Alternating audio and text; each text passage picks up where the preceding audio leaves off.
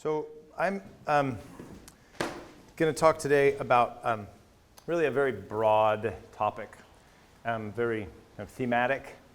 So there's a lot of elements that we could go into as part of this, and I think we will during different parts of the lectures. But so this lecture is really called the Christian Vision of Government in 45 minutes. So it's mostly a thematic approach for us to begin to maybe ask some questions and then fill things in as we go throughout the week. So let's actually begin. I'd like to begin with a prayer, if you don't mind, a prayer of St. Francis, which is, O highest, most glorious God, cast your light into the darkness of our hearts, give us right faith, firm hope, perfect charity with wisdom and perception, that we might do what is truly your holy will. All right. So when the Chinese emperor died, his servants, his wives, his concubines would sometimes be strangled and placed in the tomb with him to serve him in the afterlife. And this would also happen sometimes with the pharaoh. His retainers would be killed and buried along with him. So the emperor was considered divine. He was in China, in Egypt, in Rome. The emperor was a god. Now, many of you may be familiar with another story, the story of the Roman Emperor Theodosius and Ambrose, the Bishop of Milan.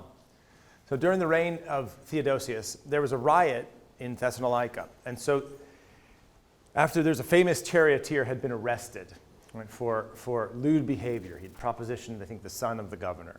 And so he was arrested. Well, all the fans didn't like this very much. So they started a riot, right, just like English football fans. And so they ended up actually killing some of the Roman soldiers and a host of things. So Theodosius was very angered by this, very upset and worried, because he wanted to keep peace and order, just like all Roman emperors want to keep peace and order. And so he decided to try a different tactic. He said, let's let bygones be bygones. Okay, what I'm going to do is we've had a problem. Let's put it all behind us. And instead of having, sending in, strict rules and curfews, he said, let's have a celebration. And so that he invited all of the people of the town into a big charioteer race at the Colosseum. So you can imagine, it's a Saturday morning, like American football or, English soccer, all the people kind of coming in to go celebrate. And so instead of, however, of getting a charioteer race, as they got into the Colosseum, Theodosius sent his troops in, and they just killed everybody. Do not mess with Rome. Right, don't mess with Rome. And women, children, everybody. And so he basically kept order. He did what Roman emperors have done through the ages. So not long after this, Theodosius went to church. And he was walking into the church with his retainers. And at the door of the church was the Bishop of Milan, Ambrose, who said, you can't come in. So what do you mean I can't come in? He says, you can't come in. What you did was morally evil, and you need to repent for your actions. You can't just come into church until you publicly confess. Now you have to think about this for a second. I mean, this is Theodosius. He just killed all these people for creating a riot. And now he's told by a former mayor that he can't come into the church. And the amazing thing is that Theodosius didn't. He stopped. He actually did penance. Right? Now, there's lots of things going on here. One, of course, is the great courage of Ambrose.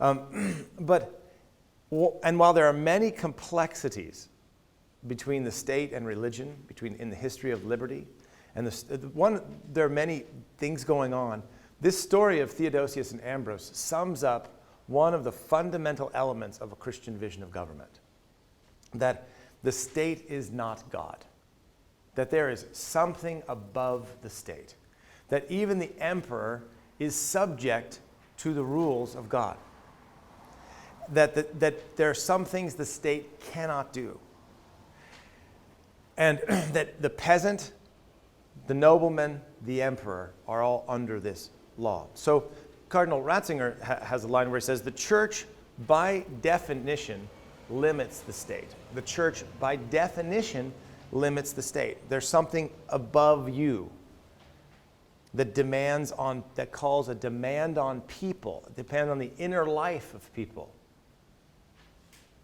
that the state cannot touch.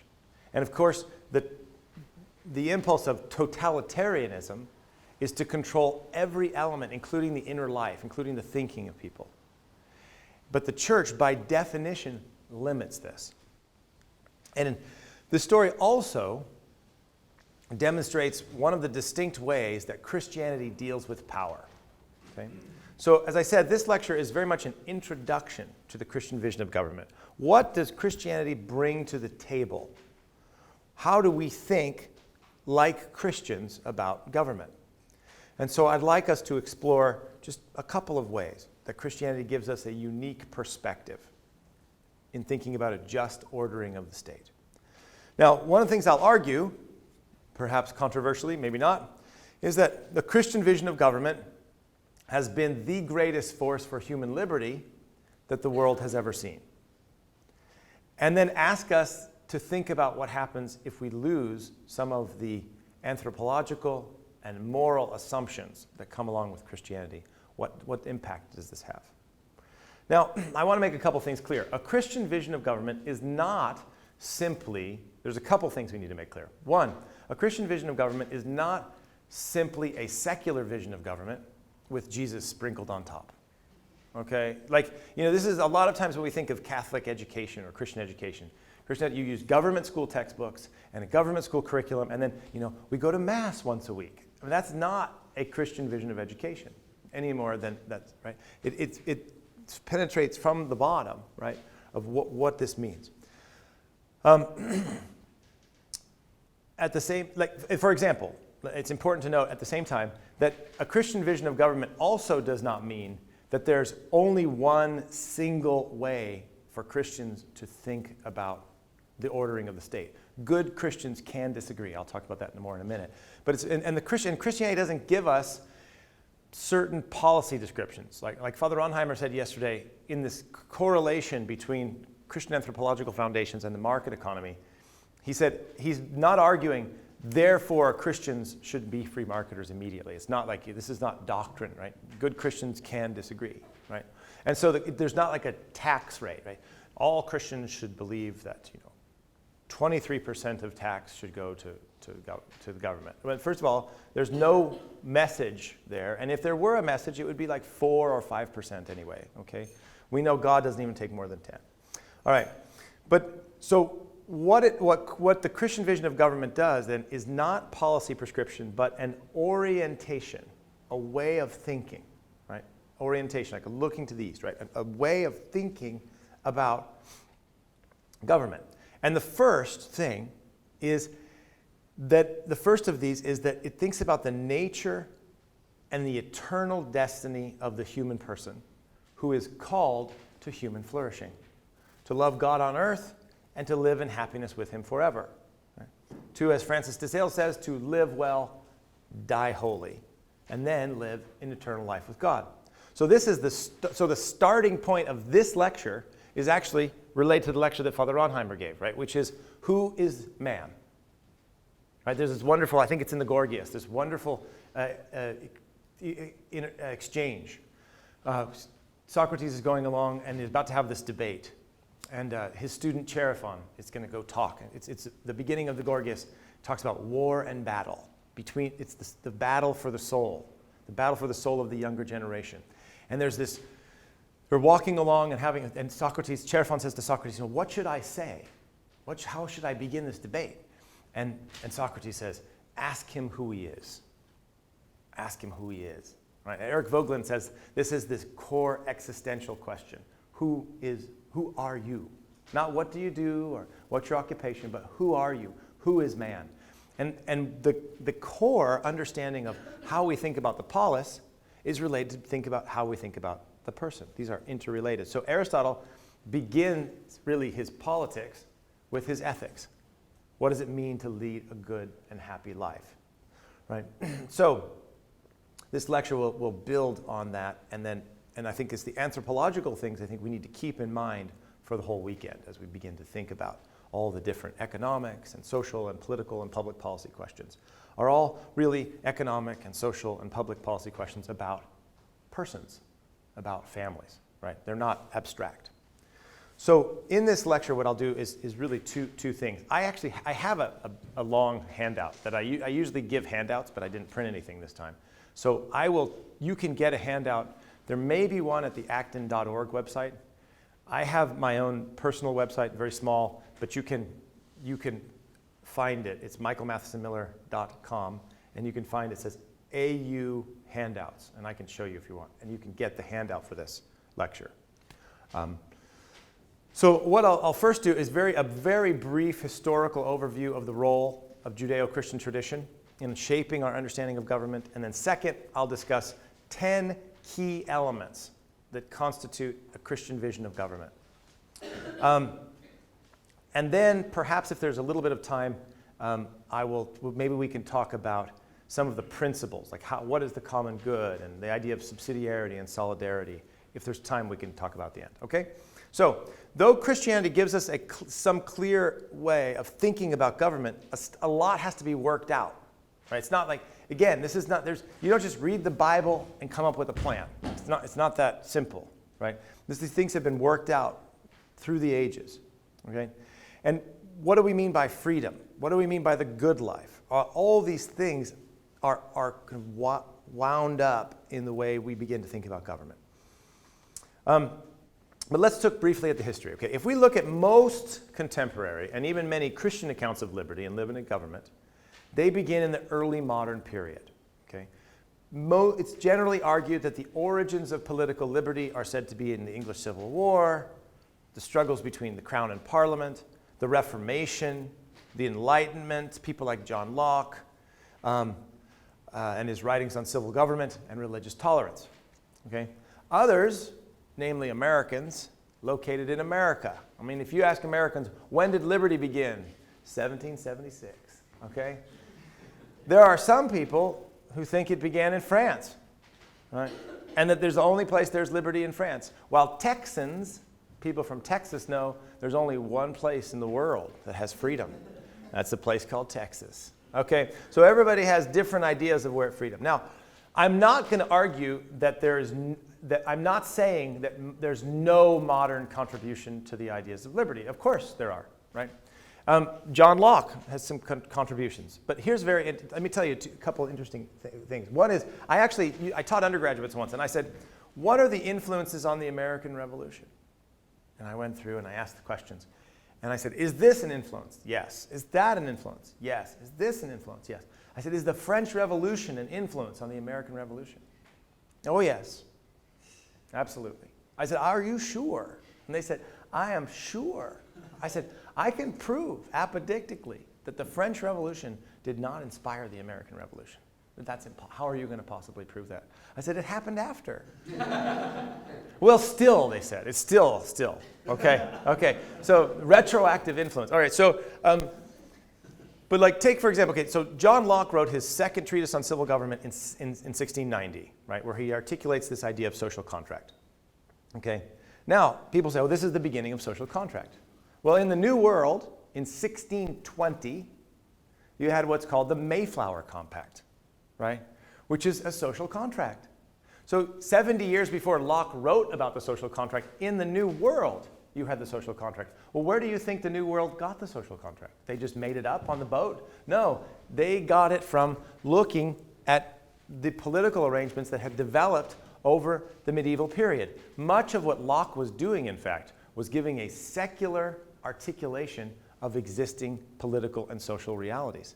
The challenge, of course, is that in that secular articulation, he was, in a sense, hollowing it out and leaving out a whole host of the interrelationships that enabled that social contract to develop. And this is precisely one of Edmund Burke's critiques of Enlightenment political thought. Burke himself is a complex figure. He would be considered a political liberal, to be sure.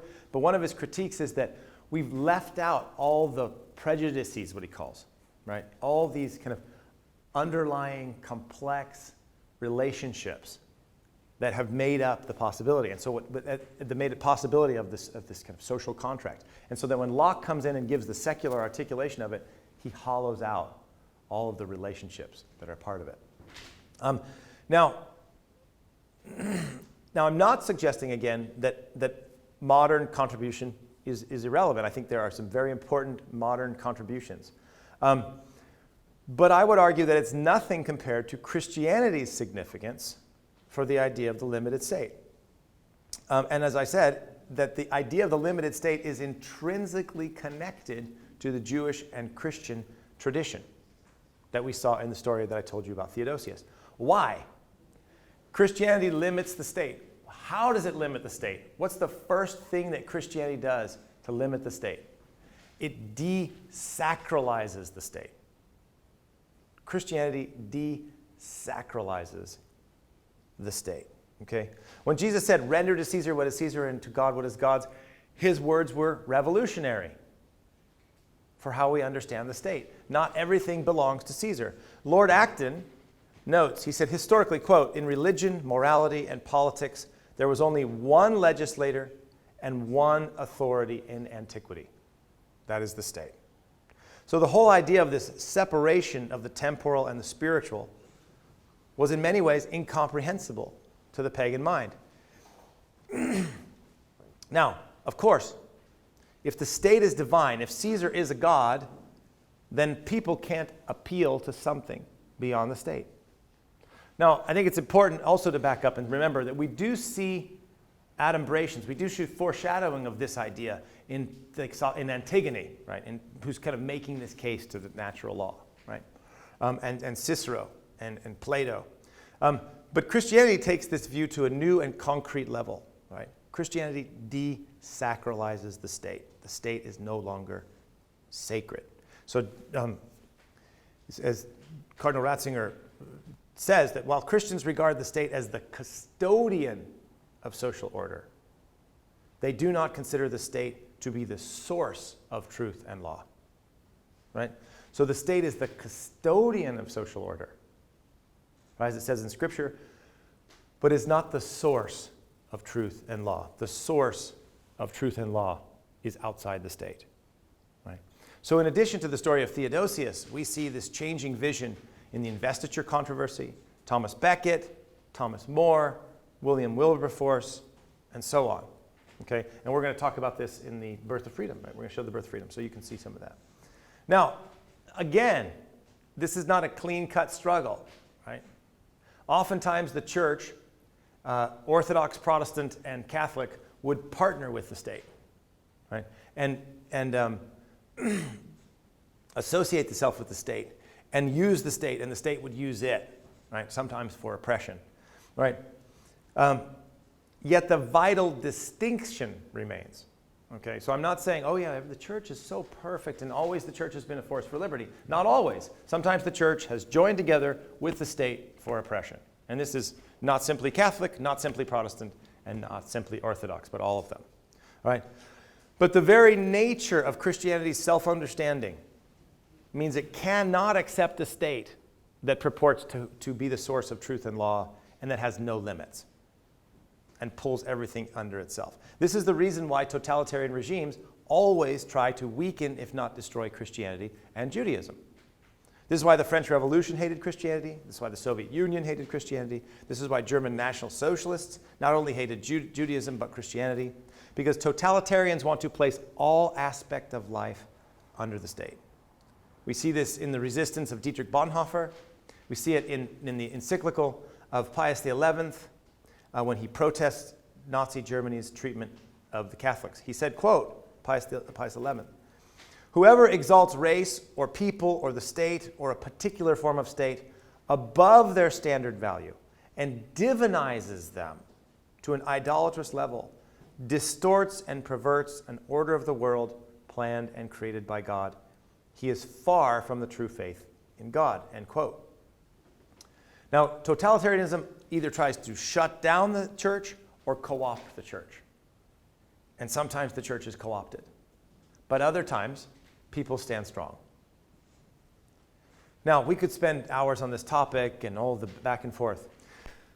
But the point is just to give one often forgotten historical context of the relationship between liberty and the Christian and Jewish traditions. Right? And despite modern characterizations, the historical record shows that Christianity has played a key role in the development of political liberty, and is still, I would argue, the only powerful force that can resist a techno-utopian state. Because today we live in a culture where we have, and this is kind of a deeper problem, but we have a culture where we have a limited rationality, right? If you remember Benedict XVI's critique in Regensburg, where he said that we have limited reason to the empirical. We have limited reason to the empirical. And that means all questions of justice, truth, beauty, goodness, friendship, love, happiness, compassion, pity are all outside the realm of reason. They're outside the realm of reason. They're not irrational, they're non-rational. You cannot speak rationally about love, about justice, about everything else. Well, as Cardinal Ratzinger points out in an earlier essay, that politics is about justice. And if justice and politics is in the realm of reason, so politics is about justice and in the realm of reason. But if reason is only the empirical, if reason is only what you can measure, this is wood, this is plastic, right? This is handsome, right? It's empirical. Okay, so if you can only measure these things, then how do you talk about justice? You can no longer have rational discussion about justice, and thus politics gets reduced to power. So what we have now is a limited rationality, which gives us two very interesting things. It gives us that politics is about power and about problem solving, which rises a rise of utopianism, a techno-utopianism. We can solve all of the world's problems. We can even solve the problem of death. And that gets mixed up with deep-seated sentimentality. Sentimentality is not a reasonable emotion because you can't have reasonable emotions. So you just have feelings. So you have this techno-utopian society and deep sentiment. And these are a very difficult challenge to political, economic, and religious liberty. And so I would argue that the force against that is Christianity. What else could possibly stop sentimentalism and techno-utopianism? And Benedict XVI points out in Spe Salvi, right, so that the answer to the crisis of reason, so this in the Regensburg and in other essays, the answer to the crisis of reason is the rehabilitation of reason comes from faith. The answer to the crisis of reason is faith. And the answer to the crisis of progress, this utopian desire, is hope. Because hope tempers and orders progress. Progress is not bad. But if progress is unhinged, it becomes utopian. And utopianism always leads to political enslavement. And so you mix utopianism with sentimentality, if you're following me, and you have a dangerous recipe. So the church, I think, and Christianity has a central role in stemming these two very dangerous threats to political and religious liberty. So let's move now to some of the key elements. How are we going to think like Christians about government? Again, let's some of its review. One, we need to think about the human person created in the image of a loving God, made for human flourishing and an eternal destiny. Again, back to Father Ronheimer's lecture. One of the reasons why a market economy is so important is not simply because it's efficient, because efficiency is a value, but it's not the highest value. Right? And I would argue that it's not even the highest value for a market economy. The reason why a market economy is important is because it creates space for families to live out their freedom and their responsibility and to have the potential for human flourishing and to create prosperity in their families and communities. It's not simply efficiency. So you have to begin with, what's the human person made for human flourishing, right? God did not make the Garden of Eden a concentration camp, right? It's God, the nature and the preternature is to have human flourishing. right? So Aristotle has this line. He says, a small mistake in the beginning leads to a big one in the end. If we get the nature and the destiny of the human person wrong, we will get politics and economics wrong. Right? John Paul II said the primary fault of socialism was anthropological in nature. Right? Second thing related to that is that human flourishing, to lead a good life, is not merely to accumulate money or power or pleasure. It has to be in deep relationships with others and with God. Now, politics plays a role in this, but it's not politics is not the solution to all this. And this came up in one of the questions asked. Every time we talk about the public good or the common good, we reduce it to society, to politics. But the common good and society and the state are not identified. And I think one of the other things that Christianity gives us, it helps us to make a distinction between what is the common good, what is good for the order, and then what the state should do. And those are not the same thing. Even though, especially, I would also argue we have this in our culture that we identify society and the state, the common good and the state. And I think we need to pull that apart. Okay, so what are some of the conditions that lead to human flourishing? What are the things that Christianity brings to the table? And I'm going to say there are 10 of them. But before I do that, I want to make a point clear. And I'm repeating myself on purpose. There is no single Christian Christian form of government. There's no single Christian form of government. There is no single Christian political party, right? Despite what many politicians want us to believe, right? Christians can support monarchy, representative government, aristocracy, and still be good Christians. Good Christians can be on the right and the left, and there are legitimate disagreements. Most of this is prudential. There are some doctrinal things that you must accept if you're going to be a Christian. But there are a lot of areas where good people can and do disagree. All right? Catholic teaching is very clear. Like the encyclicals say, we are giving an orientation. Right? Some people will say, oh, Catholic social teaching is a third way between capitalism and socialism. Except the encyclicals say, John Paul in his encyclical says, it is not a third way. Right? It's an orientation.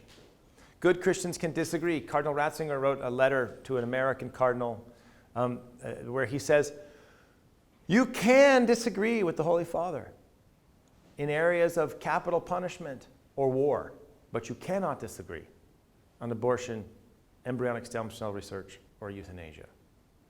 So if you can disagree with the Holy Father on matters of capital punishment or war, surely there could be good disagreements among serious Christians about the wage and tax rates and policy and a host of other things. And I think it's very important that we get in our head that there's not a single way. There's no utopian solution.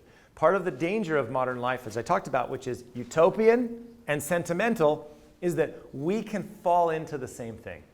We can say, everybody around us is a utopian sentimentalist. And so we think we have to be utopian sentimentalists. And it's like these two perfect forms of government, like collaborating with each other. And I think this is where, again, Christianity pulls us back and says, no, what we need is hope. Hope is the confident expectation that Jesus Christ will deliver us, not that we can order the state so perfectly. And I'll talk about that again. So, there are some things that Christians cannot hold. There are limits. Just because good Christians can disagree doesn't mean there are no limits. Okay? One cannot be a committed communist or socialist and be a Christian because the foundations of socialism and communism are incompatible with Christianity. Okay? For example, let us remember Robert Owen, Friedrich Engels, the Fabians, Gramsci, the Frankfurt Marxists like Adorno and these guys all saw three primary obstacles to their utopian vision: private property, religion, and, quote, this present form of marriage. I'll let you think about that. Private property, religion, and, quote, this present form of marriage. These are obstacles to socialist reform because all these things get in the way. Well, for Christians, we take religion quite seriously. We take private property quite seriously. And of course, we take marriage and the family quite seriously. So you cannot be a socialist that rejects these and be a Christian. Those are mutually exclusive. Same with like an anarcho-libertarian that says, the state is completely evil and there's no room for the state. No. Catholic understanding of the state, scriptural understanding of the state is not a necessary evil. It is ordained by God. It has limits, but that we are social beings and the state is a natural community. But outside these certain limits, there's a lot of room for discussion. And good Christians will and can disagree. All right, so let's look at some of the 10 key elements of what Christianity brings to the table. Number one, I've already discussed. Number one is the state is not divine. Okay, number one, the state is not divine. There is a God, and we are not him. And the state is not him. All right? Joseph Ratzinger, in an essay called What is Truth? The Significance of Religious and Ethical Values in a Pluralist Society, says, quote, "It is not the task of the state to create mankind's happiness, nor is it the task of the state to create new men. It is not the task of the state to change the world into paradise, nor can it do so. If the state, if it behaves as if it were God, this makes it the beast from the abyss, the power of the Antichrist." End quote. Now these are strong words from Ratzinger, Pope Benedict XVI, Pope Emeritus Benedict XVI. This is not, a television evangelist in the United States, okay? This is the greatest theological mind alive. And he's making a comparison here between Romans 13 and Revelation 13. There is the state is a custodian of social order, but if it makes itself, right, into something more, if it behaves as if it were God, it's like the beast from the abyss. Okay, so that's the first. Number two, again related to the lecture from Father Ronheimer, human freedom. God made us free. Right? Now, we could spend a lot of time on what free will is, etc. That's not what I'm doing here in this lecture. This is a big thematic picture. Right? God made us free. Of course, there's the theodicy problem, the problem of evil. If God is good, why is there evil in the world? And this goes back to this question of God making us free. Okay? We could talk about that. The point here today is not to go through that. The point is to say that the understanding of the human being, created in the image of God, with freedom as a moral agent, with the capacity for choice, and with the ability for what Father Serve Pinkers, the late Swiss Dominican, talks about, that we are not simply our human freedom is not merely a radical exercise of our will. Okay? Human freedom is not simply a libertarian radical exercise of will. Right? Because human freedom must be connected to truth and must be oriented to truth, oriented to truth, and be guided by reason. Human freedom separated from truth and reason is not human freedom. Let me give you an example. If I said, okay, thank you so much, it's really nice to be here in Austria, and I started banging my head on the end of this table, right, like right here, and blood gushing out, you would not sit there and think, wow, that guy is free. No, you would think I had lost my mind. Because, as Ratzinger points out, an irrational will is not a free will. An irrational will is not a free will. Freedom must be oriented to truth and guided by reason. And when we understand, and this human freedom, this nature of the person to be free, needs to be respected in the Christian vision of government. We need to take freedom seriously. All right? Now, let me give you a very simple empirical case for the success of human freedom. Let us get out the 10 freest countries in the world, where people are generally, more or less, allowed to exercise their gifts. And then let's take a list of the 10 least free countries in the world. And what you will see in the freest countries in the world is prosperity, innovation, et cetera, and what you will see in the poor, in the least free country is poverty and oppression. This is not rocket science. When human beings are enabled to live according to their nature, they take care of themselves and they create prosperity. Do they do evil things? Absolutely. But they do evil things even if they're not free. And so the Christian vision of government takes freedom seriously. But again, it doesn't take... I was going to go back to Survey Pincus. He makes this, I think, a really nice distinction. He says there's two kinds of freedom. One is freedom of indifference, where I'm going to do whatever I want. Right? And that's the freedom that ends up by banging your head on the end of the table. And then there's what he calls freedom for excellence. Freedom for excellence. That we are free to be able to exercise our will, our intellect, for the good and the true and the beautiful. And I think one of the examples he gives I like is playing the piano. Okay? So I have 5 little children, right? And they're learning to play the piano. And so the older ones are starting to be able to play. They're practicing. But the younger ones are free to play the piano. And they can walk up to the piano and bang, bang, bang. They can make all this noise in the piano. They're free to play the piano. But they don't know the scales. They don't know the notes. They haven't figured out the muscle memory. When they learn the scales and the notes and the muscle memory, right, then they can actually create music. So which one is more free to play the piano? The person who has studied the piano and all the rules and all the order for 20 years? Or, my 3-year-old who is free to bang the piano? Well, one is freedom of indifference. The other is freedom for excellence. Okay? So human freedom is an essential element. The third, number 3, is human flourishing and the social nature of the person. We're not only free, we are social beings. We need others to flourish and to lead a life of virtue, of happiness, fulfillment, etc. I would argue that secular individualism, the secular concepts of individualism, are a myth.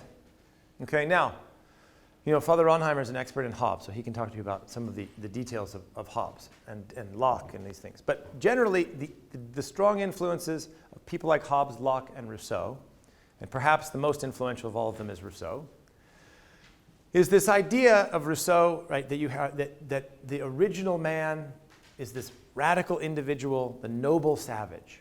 Okay, and if you look at what's happening here, is part of it's an alternative to the Genesis narrative.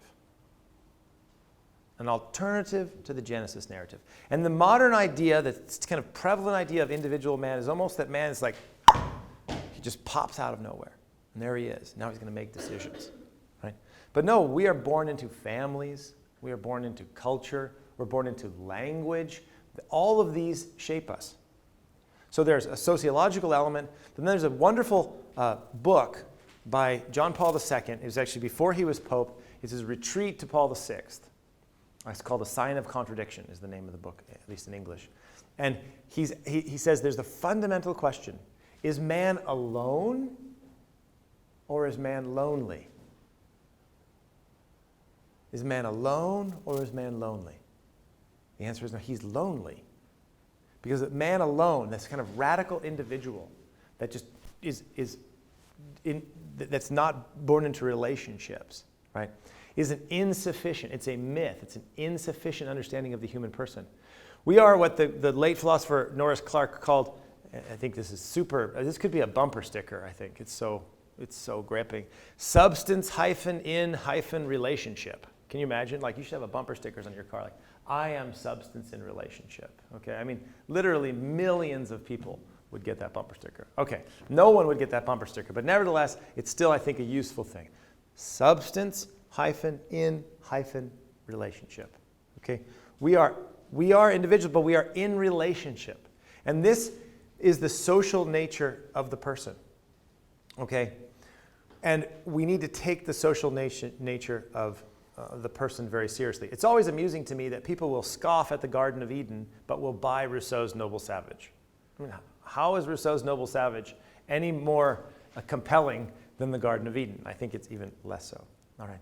So now again, we could have a whole series of lectures on what it means to be a social person, from anthropology, from economics, from sociology. There's a lot of things going on here. But again, this is a thematic lecture to make, these are kind of the key principles that we need to take the social nature of the person seriously.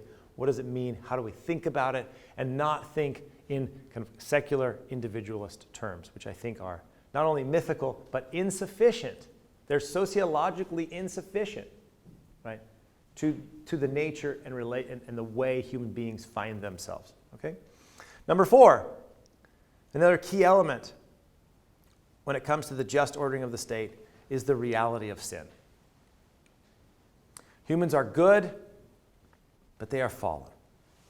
Father Ronheimer talked about this last night, right? They're not completely corrupt. There's not what the Calvinists call total depravity. But we are good, but we are fallen. So there's a need for coercion, a need for punishment, a need for implementation of justice, a need to stop the bad guys, right? I taught this once to about 5th and 6th graders. I said, sometimes you got to stop bad guys, right? And this is something the Jewish and Christian traditions have always understood. Yet at the same time, because men are fallen, there must be limits on the rulers. This goes back to the point I was making about one of the kind of key differences between a Christian understanding of the state and a modern, say, Rousseauian, whatever, understanding of the state is this distinction between the idea of human perfectibility. Is the human perfectible? Or is the human person good but fallen? The perfectibility sees that the source of our brokenness, the source of our evil, the source of poverty comes from outside the person. And if we could just rearrange the ordering of the state, if we could just rearrange the way we do education or the economy or politics or etc., things would fall into place and we could have a just ordering of the state. But the Christian vision says, in the words of Cardinal Newman, no, we have an aboriginal calamity. There's something wrong with us. There's this line, Chesterton, and I think it's somebody else's, what's wrong with the world? And Chesterton said, I am. I'm what's wrong with the world. And so that the problem of evil is not simply external. It's not politics or economics or education. The problem of evil is in the human heart. And because it's in the human heart, it resists the utopian move, the progressive move, to say, if we can just rearrange this, things will fall into place. Instead, it says, because human beings are fallen, human beings who work in the state are fallen. There's no difference between the human being here in this room and the human being who is now a bureaucrat or a political official or a president or a prime minister or a king. So just as there must be limits on people, there must be limits on the rulers. Power tends to corrupt, says Lord Acton, and absolute power corrupts absolutely. Augustine talks about the libido dominandi. There is an inordinate will to power. So we have to control the controllers. Right, as the Roman dictum says, who guards the guardians? When James Madison, one of the American founders, wrote in the Federalist Papers, he wrote, quote, in framing a government which is to be administered by men over men, the great difficulty lies in this. First, you must enable the government to control the governed. And this next place, oblige it to control itself. When he wrote this in the Federalist Paper, number 51, he was articulating a deeply Christian understanding of the nature of man as good but fallen. So Christianity recognizes that evil does not come outside but from inside. That only Jesus can solve the fundamental problems of the human condition. We do not put our trust in man, but in God. We do not put our trust in progress, but in hope. And we never really think that neither the federal government, a dictator, science, bureaucracy, or medicine, or the new economic policy will deliver us. So underlying a Christian understanding is sometimes it's what you'd call, in English, there's the expression of a wet blanket. You know how there's a fire and you throw a wet blanket on the fire if it can help put out the fire. Well, there's the excitement of, this new policy and that new policy, and we're going to change the world, and the Christian is a wet blanket. It's not going to work. How many of you read the Chronicles of Narnia? Okay, do you remember the character Puddleglum? There's this wonderful character Puddleglum. He's always like, well, it's going to fail. Everything's bad. But deep under Puddleglum is this hope that at the end it'll all work out. And in the end it'll all work out. And this is the Christian. There's hope in the end. Jesus Christ will deliver us. But, let's take it easy a little bit. Right? And this is frustrating to utopian planners, isn't it? Because you're saying, no, I'm sorry, it sounds great, but it won't work. All right. The fifth important understanding is the importance of the family as the fundamental unit of society. The family is a natural community and a pre-political unit. Okay? It's not merely a construct of society. All right? This is a mistake. Families are not some sociological construct. They are a natural biological order. Right? And they reflect both the biological reality and the anthropological social nature of the person. And it's a theological reflection of the Holy Trinity. So the just ordering of the state must provide space for the family to live and to flourish. Okay. In fact, I think one of it's almost a paradox, right? It's a libertarian argument. I think that the experiments now in the United States, and I think in Europe as well, of trying to redefine the family by allowing homosexual marriage, or in Spain you have parent A, parent B instead of mother and father. Right, that in fact, this is it's actually really kind of a totalitarian impulse, right? Some people say, well, let's just get the state out of marriage. But I would argue that this is not getting the state out of marriage. In fact, it is allowing the state to redefine a biological and a sociological reality, right? So it's actually this kind of usurpation of reality, and it's an act of power by the state. So I think, whatever the position is on, people have different, there's clearly a Christian articulation understanding of this, but there are many people, secularists, who would argue that homosexuality is not a problem. But even then, I think it's the idea that the state can somehow redefine this biological reality is deeply problematic, and I think it's a threat. And it's part of this double problem. It's not recognizing the family as a biological and sociological reality that the state recognizes. Instead, it's thinking of the family as something the state constructs or something that society constructs. And second of all, it is this absolute reaching in and use of power to actually define reality. Okay, we have daylight savings time, right? Daylight savings time in the summer, the state decides that the time has changed. Okay, now the state's going to decide, that marriage has changed. And what else can the state decide? Right? Well, a Christian understanding takes seriously the reality of the family. Right? There's this wonderful line. Thomas Aquinas says that truth is the conforming of the mind to reality. Right?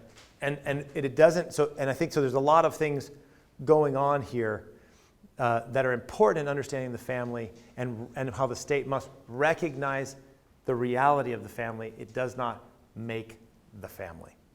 Number 6 is the question of justice and the natural law. Christianity takes seriously the existence of justice. It sees justice as not simply the state's law or the state's voice. Justice is not the rule of the stronger. Right?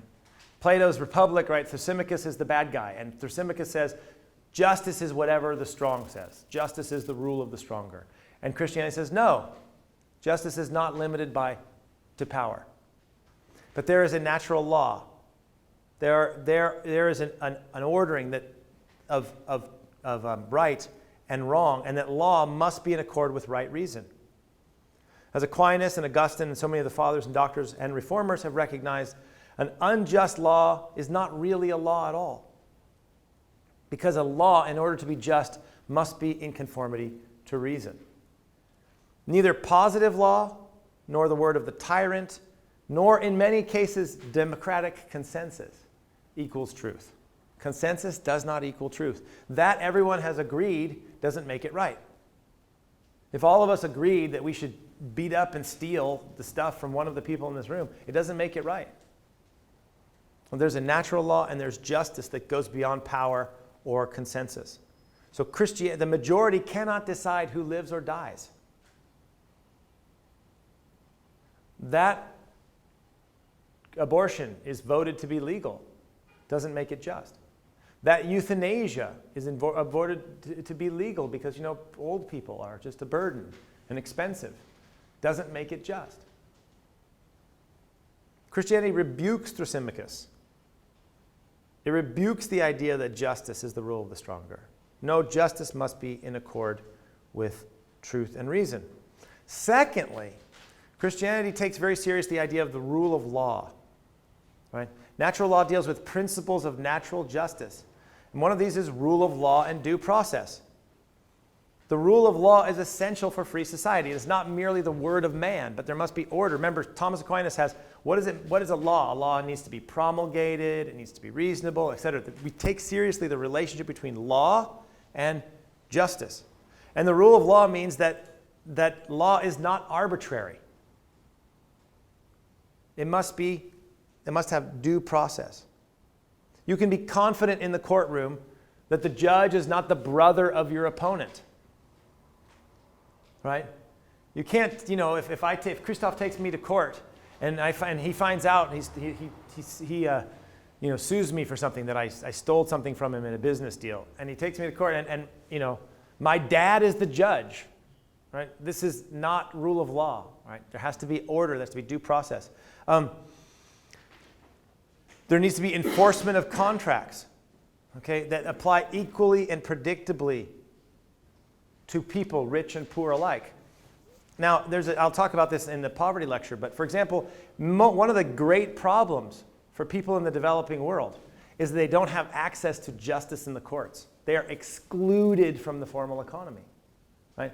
So they can't get title to their land. It's hard for them to register a business. And so if someone steals from them, they have no recourse to the courts. So especially difficult if you're a widow or an orphan. Remember, James says, pure religion is this, to care for the widow and the orphan in their distress. Well, one of the great ways to care for the widow and the orphan in distress is to have just rule of law. Because when you don't have clear private property, when you can't get enforcement of courts, who gets taken advantage of? But the poor and the weak and the marginalized. So rule of law is very important for what you could call inclusion, especially in the economy. Now, related to the economy and related to rule of law is number 7, which is private property. Private property is another essential element of a free society and has been always a part of the Jewish and Christian traditions. It is presupposed in the Ten Commandments. We see its importance in Genesis 23, when Abraham makes sure that he has title when he buys a gravesite for his wife Sarah. We see it throughout the Old Testament, the New Testament, and the work of Christians, the fathers, the doctors, and Christians throughout the ages. Okay? Now, in many ways, the right to own property is the material foundation of freedom.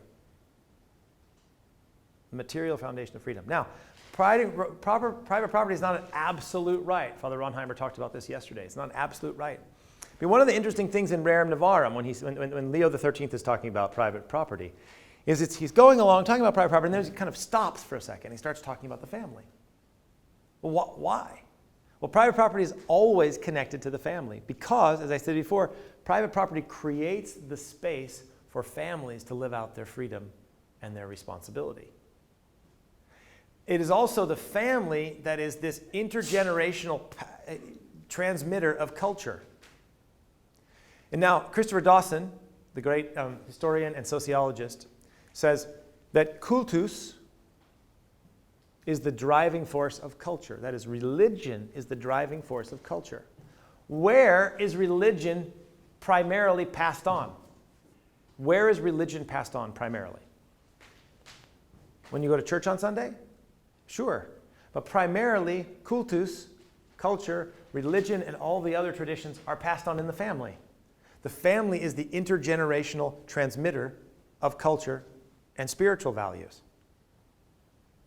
Now, private property is not simply an economic thing. It's very important for economics. And I'll talk about tomorrow. In many places in the developing world, 70% of the land has no title. 50% of the people have no title. They don't own the property. They don't know who owns the property. And this has very bad economic consequences. But there's another element for the Christian vision of government, that the family and private property are connected. Because it is in the family that cultus, the culture, that spiritual values are transmitted through the generations. And property creates the space for this to take place.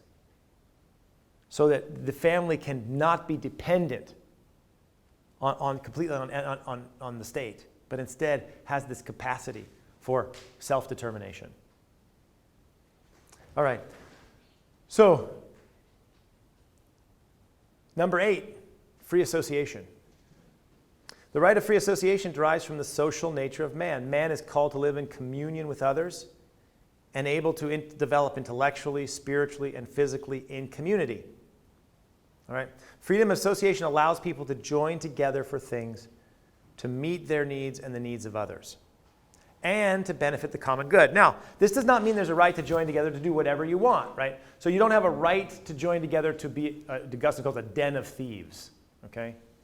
But you do have the natural right of association to join together for something for which you are competent and which benefits the common good. And in fact, one of the great articulations of this comes from Thomas Aquinas in a little-known work called Contra Impugnates, right? Where he was defending the right of the mendicant orders against the bishops. The bishop said, you can't start teaching here and doing universities here. And Thomas said, no, of course we can.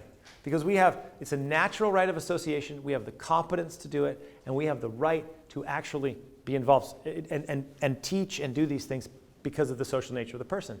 It's also interesting that contra impugnates is one of the great first arguments against monopolies. Right? The bishop saying, no, we own the monopolies to teach. No, there can be competition. And again, this has deep economic importance as well, but it also has social and importance in civil society, which is often neglected. The development of civil society, or what Alexis de Tocqueville calls intermediary institutions, is essential. And it's related directly to the natural right of association. So are unions, for example. And Leo XIII uses contra impugnates in his defense of unions, right? The idea of collective bargaining. Businesses are also association. So the defense of business, it comes from the natural right of association. Okay? That doesn't mean you have the right to do any business you want if it's evil, right? Like there's no right to be a sex trafficker because it's harmful to the common good, it objectifies persons, etc. But if you're competent and it's good for the common good, then it's a right. Now, civil society is important. Civil society is also this intermediary between the individual and the state, right? So first of all, you have the family, but it's even an intermediary between the family and the state. You have universities, schools, churches, private clubs, voluntary associations. Professor Stephen Davies is going to talk later today about all of the friendly societies. Friendly societies are extremely important. He's going to explain it a lot, so I won't deal with that. But these roles of civil society play two very essential roles. Okay? Number one, it allows for human flourishing. Human beings flourish in community. And number two, it limits the state. It combats individualism and creates a buffer between the state and the individual. One of the challenges in modern political life is that you have this little tiny individual and the big massive state and nothing in between. Now, Rousseau believed that all the organizations and relations and kind of connections, the family, the church, civil society, the friendly societies, all these things were barriers to human emancipation. And then you had to get rid of them so that the human could be free and not constrained by local customs or religious customs or family values or whatever it might be. They could be free. The problem is then you have this little individual and a massive state and nothing in between. And so the state can easily become a force of oppression. So civil society plays the instrumental role in protecting the individual. There's a philosopher, the sociologist Robert Nisbet, he says what we need is a new laissez-faire. Not a laissez-faire of economics, he means, but a laissez-faire of civil associations. Lots of different social civilization relationships that connect the person so that it's not an isolated individual easily taken over by what Alexis de Tocqueville calls soft despotism. Alexis de Tocqueville has a wonderful prediction. How many of you have read Tocqueville? Okay, you've got to read Tocqueville. Okay, I mean, you have to read Tocqueville. He's essential. He's the great philosopher and social philosopher of modern democracy. He's genius, okay? French came over to the United States in his early 20s, mid-20s, I guess. He spent about 8 months in the United States, and he wrote a 2-volume work called Democracy in America. And this book is genius. And the book is written for Europeans, okay? And in the end of volume 2, book 4, chapter 6, he has a very famous chapter called What Kind of Despotism Would Democracies Experience? And he says democratic despotism will be different from kind of a tyrannical, hard despotism. It'll be a soft and mild despotism. And he says this, and this is not a quote, but it's close. He says, I imagine a multitude of people circling around themselves, seeking after the petty, banal, and vulgar pleasures with which they glut their souls. And above them stands the state that regulates their industry, divides their inheritances, tells them what to do, et cetera, et cetera. He said the state would be like a father, except it doesn't want you to grow up. The state wants you to enjoy yourself as long as you enjoy yourself at the expense of the state. He says the people are like sheep without a shepherd. In another place, he has a wonderful line. The tyrant does not care whether you love him, as long as you don't love one another. Civil society, families, and churches are the resistance to this soft despotism. So Tocqueville said, in order to resist soft despotism, you need 3 things. Local politics, civil society, and religion. Okay, I could give a whole lecture on Tocqueville, but I'll move on. The 9th thing is free exchange. Free exchange, people should have the freedom to buy and sell without undue burden or confiscation of profits. And this, again, comes out of the medieval theologians. Let me say very, very quickly. A lot of people, and I'll talk about this again tomorrow, a lot of people think, oh, free exchange, I mean, come on, that hurts the poor. No, ladies and gentlemen, it doesn't hurt the poor. Here's why. When an economy is highly regulated, who do you think influences the regulation? Big business, powerful interest groups, and bureaucracies. So free exchange is so essential for poor people because the poorest of the poor lack the political, the social, and the economic contacts to navigate a system that's dominated by bureaucracy. So poor people need free exchange. Sometimes you'll hear, especially you hear it a lot from clerics, in fact. We talked about this last night with Father Ronheimer. Poor people are dominated by markets. Ladies and gentlemen, throughout the developing world, poor people are not dominated by markets. Poor people are excluded from markets. And this is why free exchange is so very important, because it enables inclusion. And the final, the 10th, the 10th, let me say before I say that, it's very important that you realize this is not simply a modern economic idea.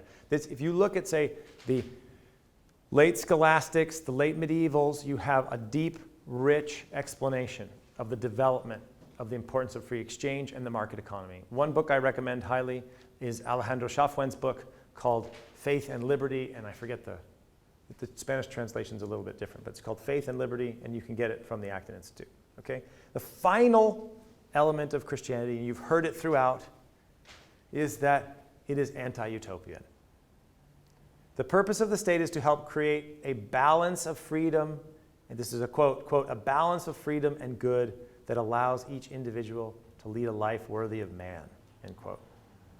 The state helps to create the conditions that allow for human flourishing. The state can be a help. It can do many things to create the conditions, to help create the conditions of human flourishing, but it cannot create heaven on earth. Only Jesus can do that. Joseph Ratzinger in Truth and Tolerance says, quote, "Within this human history of ours, the absolutely ideal situation will never exist, and a perfect ordering of freedom will never be achieved. An ordering of things that is simply ideal, that is all around right and just, will never exist. And whenever such a claim is made, truth is not being spoken. Belief in progress is not false in every respect, but the myth of the liberated world, of the future, which everything will be different and everything will be good, is false. We can only create," he says, "relatively just orders, and we should strive to." He says, "But everything else, every eschatological promise within history of the perfect society," he says, quote, "fails to liberate us, rather it disappoints and therefore enslaves us." Now, these are the kind of 10 core ideas. Let me conclude with a story about Austria. At the outset, now there's a lot of things we could talk about. Common good, how do you make decisions, principle of subsidiarity, principle of solidarity. There are a lot of other things. But, and we'll talk about these through the weekend. But at the outset, we talked about how the Chinese emperor or the pharaoh would die, and his servants and concubines would be killed and buried along with him. When the Austro-Hungarian emperor died, something else happened. His body was brought to the church, and they would knock on the door. And a friar would ask, "Who is there?" And one of his retinue would answer, "His Imperial Majesty, the Emperor, the King of Austria, the King of Bavaria, the Apostolic King of Hungary, the Grand Duke of Tuscany and Krakow, the Princely Count of Habsburg, Sovereign Order of the Golden Fleece," and so on, and so on, and so on. And the friar would respond, "I do not know who you are." Again, the door would knock. "Who is it?" Again, "The Imperial Majesty, the Emperor, the King of Austria, the Apostolic King of Hungary, blah, blah, blah, Golden Fleece," and so on. "I do not know who you are." And 3 times this would happen. And finally, he would knock and say, "Who is it?" "A humble sinner in need of the mercy of God." And the door would open and the funeral would begin. Here we see in these 2 stories a radical difference between the Christian understanding and a pagan understanding. And that is that the Christian understanding is rooted in prudence, and that is seeing the world as it is. We are not God. There is a God. We are humble sinners in need of God's mercy. And the Christian vision of government begins with who we are and who God is. And the Christian vision of government is a vision that is rooted in this order of reality to help create the conditions of human flourishing. Not to create heaven on earth, but to help to create the conditions of human flourishing where people can live lives according to their dignity. All right, thank you.